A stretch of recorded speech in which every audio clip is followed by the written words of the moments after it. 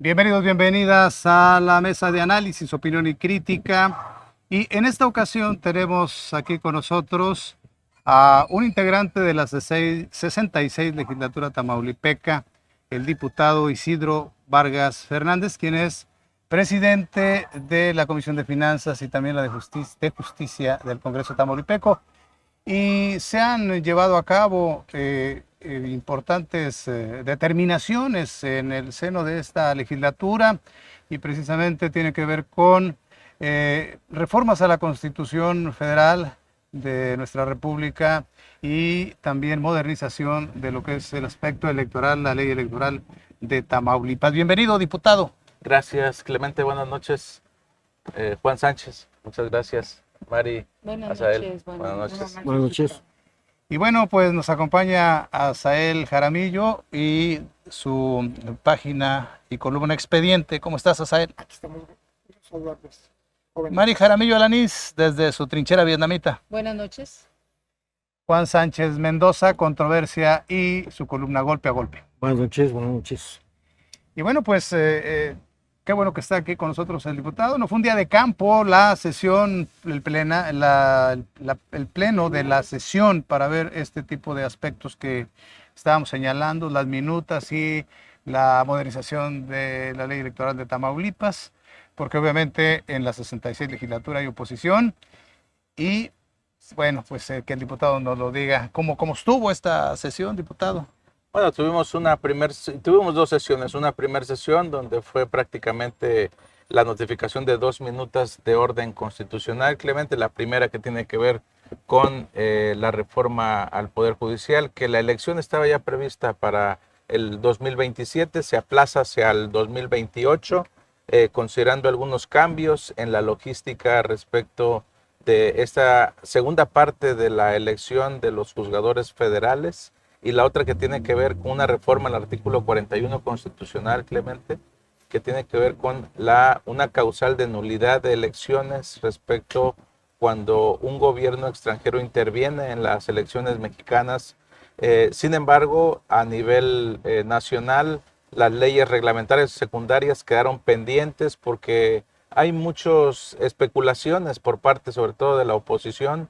¿Qué va a pasar cuando un medio de comunicación opine sobre la elección mexicana? ¿Qué va a pasar cuando un reportero también venga a cubrir la elección mexicana? Entonces había muchas especulaciones y se decide mejor que la ley reglamentaria se retire por lo pronto a nivel nacional y la reforma constitucional es la que se aprobó.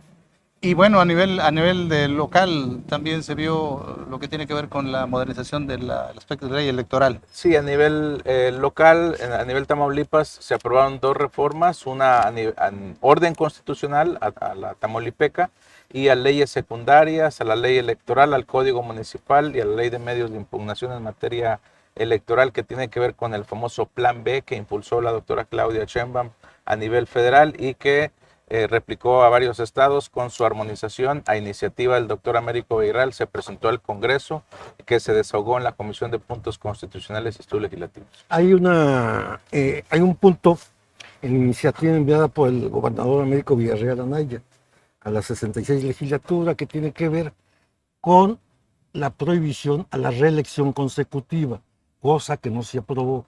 Esto significa entonces que nada más es votar lo que ya está votado a nivel federal, la ley electoral, porque yo no le veo modificaciones sustantivas en el caso de Tamaulipas, fuera del caso de el nepotismo, ¿sí? Más allá no veo nada novedoso en esta reforma aprobada en el Congreso local. Mira, Juan, tú recordarás que la figura de la no reelección y el no nepotismo fue en una reforma anterior al Plan B. Sí. Lo que está sucediendo ahora es de que se están uniendo, empatando la figura de la no reelección y el nepotismo, que ya en el orden federal antes del plan B había sido aprobado para el 2030. Sí, se Lo aprobó que en es- en el 25. Exactamente, Sí. en abril 25. Lo Sí. que está haciendo el gobernador Américo, envía al Congreso la reforma electoral, pero la figura de la no reelección la armoniza igual que la federal hasta el 2030, pero en la parte del nepotismo, él decide que se aplique ya en el proceso electoral 2027. ¿Tú crees que lleva dedicatoria esa ley? No, creo que es algo que en el movimiento de la Cuarta Transformación se está ventilando hacia el interior y creo que es una postura política aceptable y nosotros la respaldamos. Lo digo porque no veo figuras así que quieran heredar el cargo a sus hermanos, a sus hijos, No, en todos los mira, municipios incluso. mira, es una postura política de la Cuarta Transformación y que el gobernador Américo Villarreal, tuvo a bien presentar al Congreso y nosotros como grupo parlamentario de Morena la respaldamos. La población en general en México ha exigido a los partidos políticos, a los diferentes grupos parlamentarios, incluso en el pasado, al PRIAN, todos esos 30 y tantos años de neoliberalismo, y hoy a Morena en el poder, el primer periodo con Andrés Manuel López Obrador y hoy con la presidenta Claudia Sheinbaum, que acabe con el nepotismo, que acabe con la no reelección, incluso acabar con los diputados plurinominales, todos senadores de la República, todos, porque además son una carga para el erario y una serie de trampas que han hecho los partidos, las famosas listas, ¿no? Que es lo que normalmente se pedía. La población ha exigido todas estas cosas. Hoy tenemos la oportunidad, afortunada oportunidad, de que se legisle una propuesta del Ejecutivo para que aterrice en el 26-27, para la elección próxima. Es importante que la gente sepa que en la próxima elección no tendría que ir ningún apellido ligado con el actual gobierno, con los actuales alcaldes, incluidos los diputados. Sí, así es. A mí me parece que es tan sustantiva las reformas porque es algo que nosotros exigimos y no de hoy. Tenemos en la izquierda en México, yo creo que tenemos alrededor de 50 años mínimo exigiendo este tipo de cosas.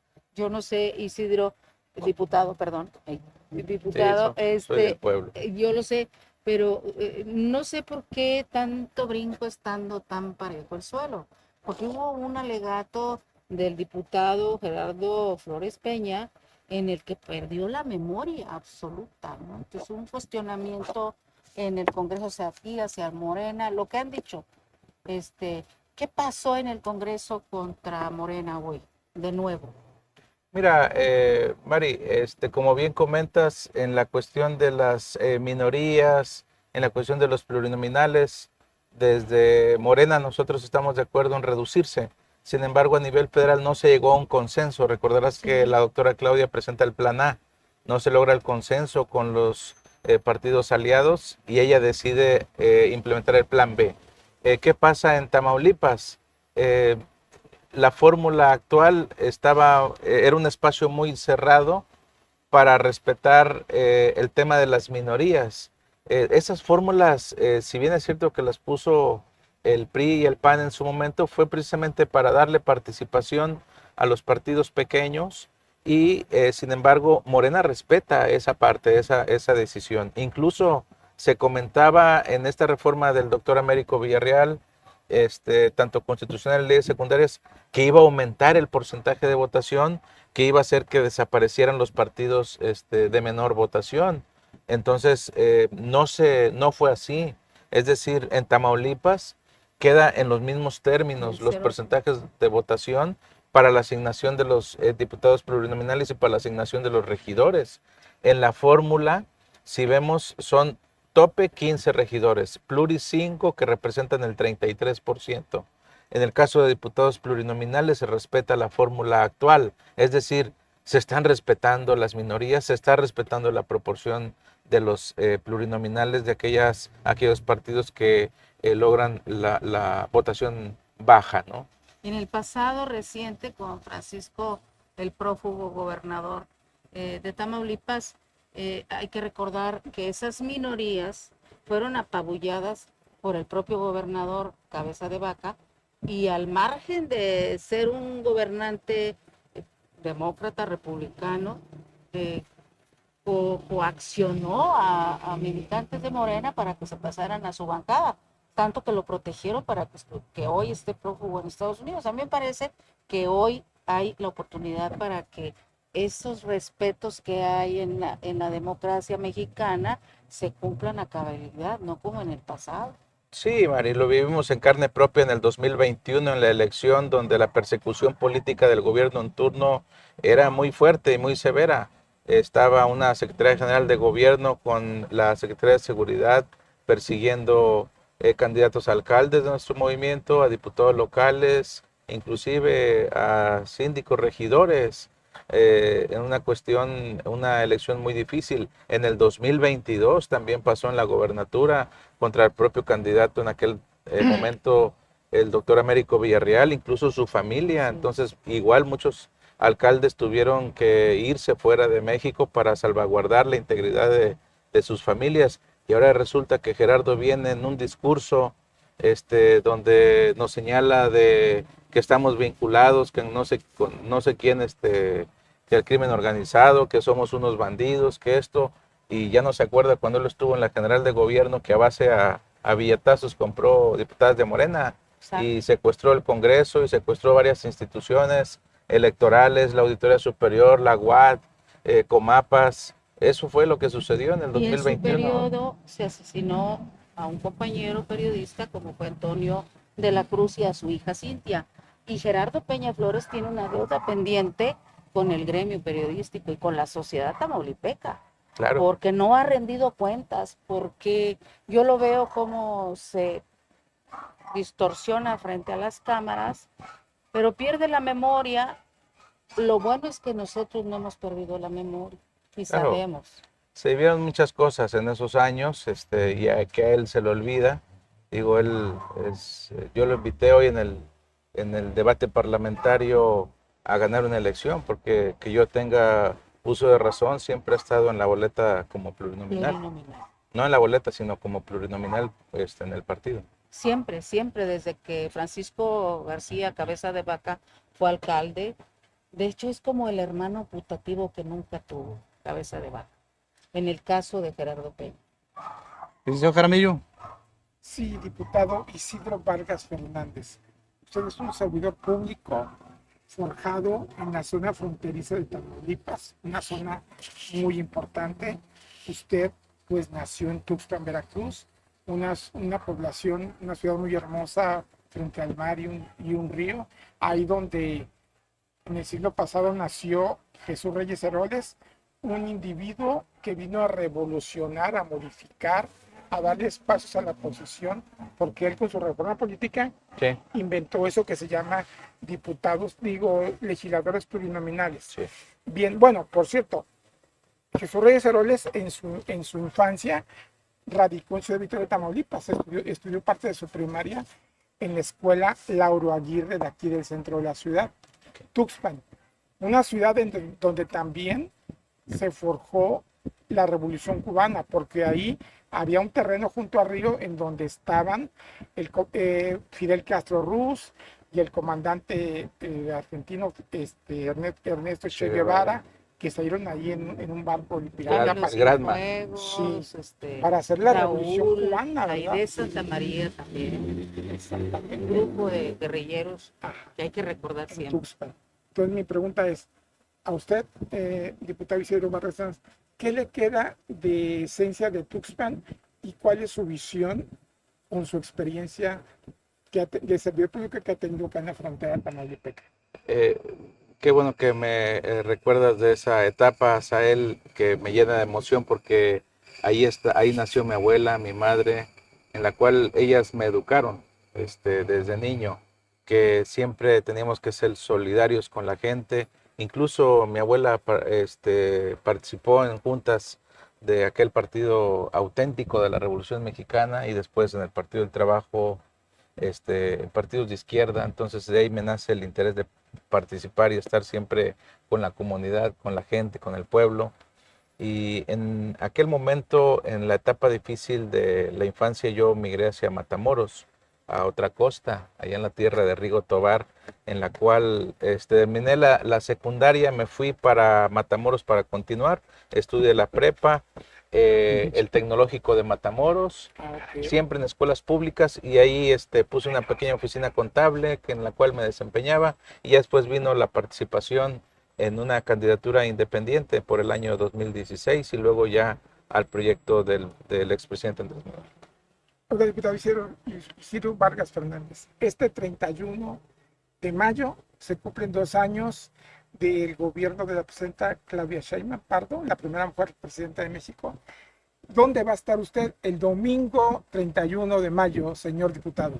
Vamos a estar nosotros y todo mi equipo, toda la gente que quiera acudir este 31 de mayo a darle el respaldo a la presidenta Claudia Sheinbaum Pardo. No vamos en calidad de militantes del partido, sino vamos en calidad de servidores públicos pertenecientes a esta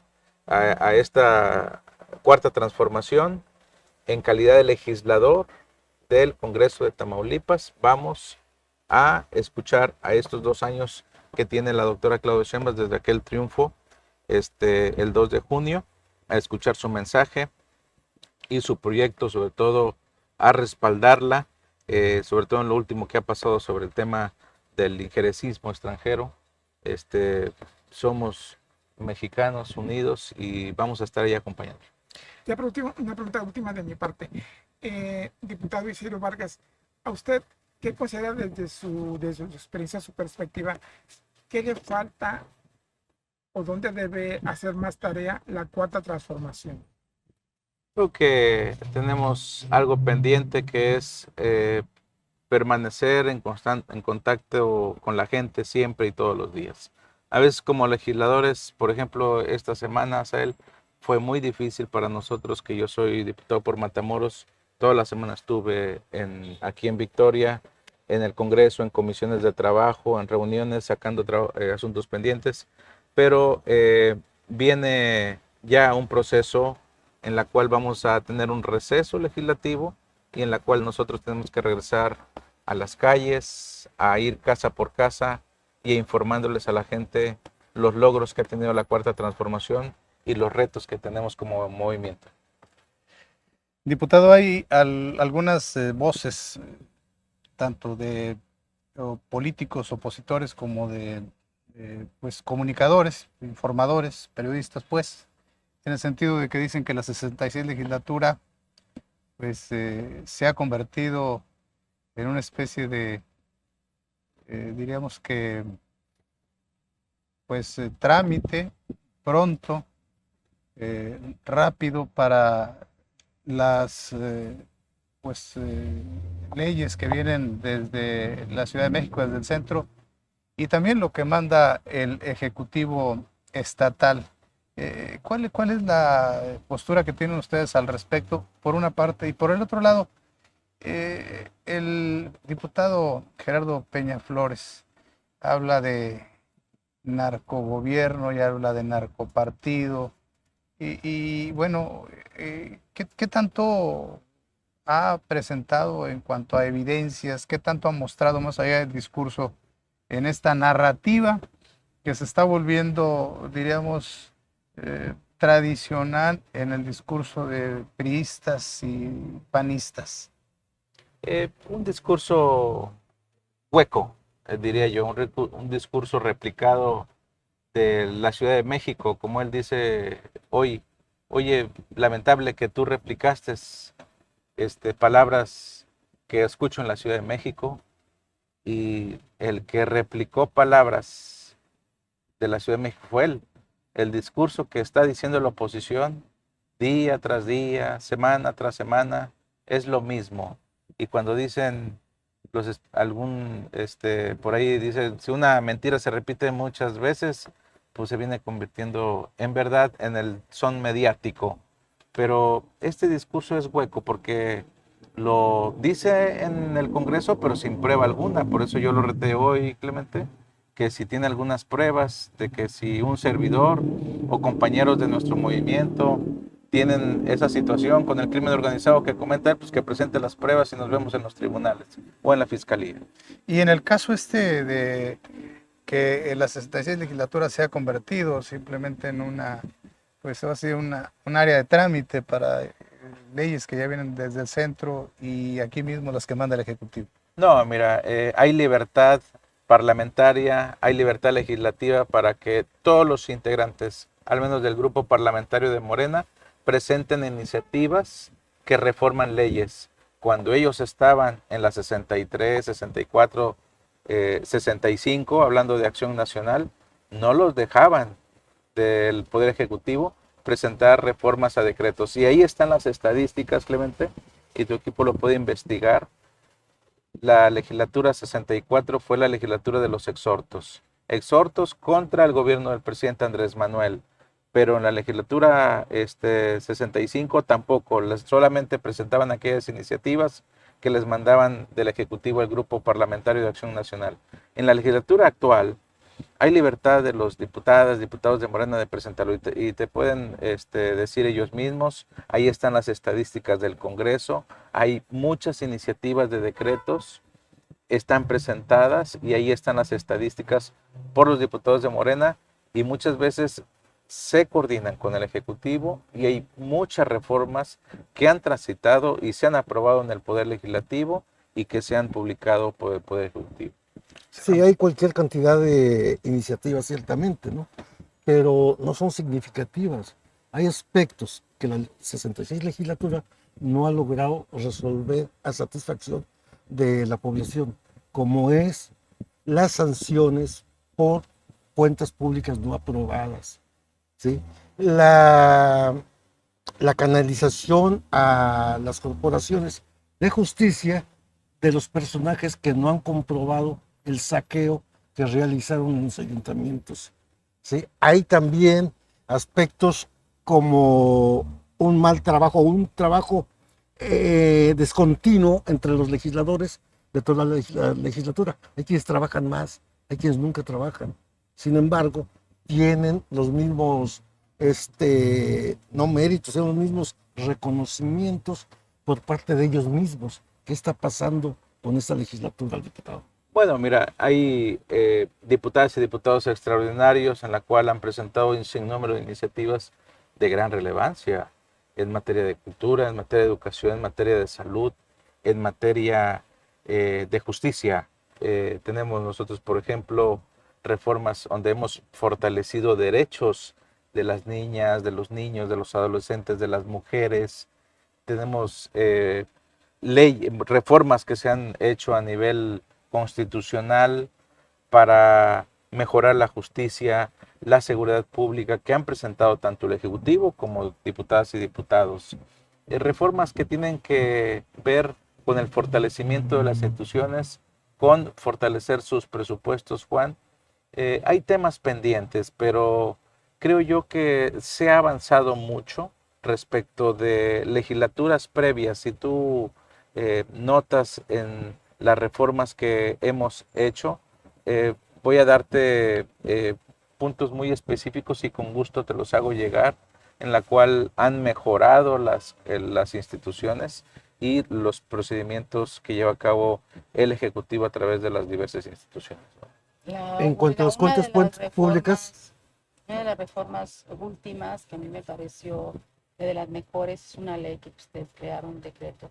La creación de una ley para la atención de salud mental que no existía en Tamaulipas. Y esa no es una reforma ni ley que viene de la Ciudad de México. Tamaulipas es su historia con esta ley. Y no solamente eso, sino que está encabezada por psicólogos, por gente que entiende la salud mental, que hoy en día en Tamaulipas se ocupa y se están ocupando desde el pupitre.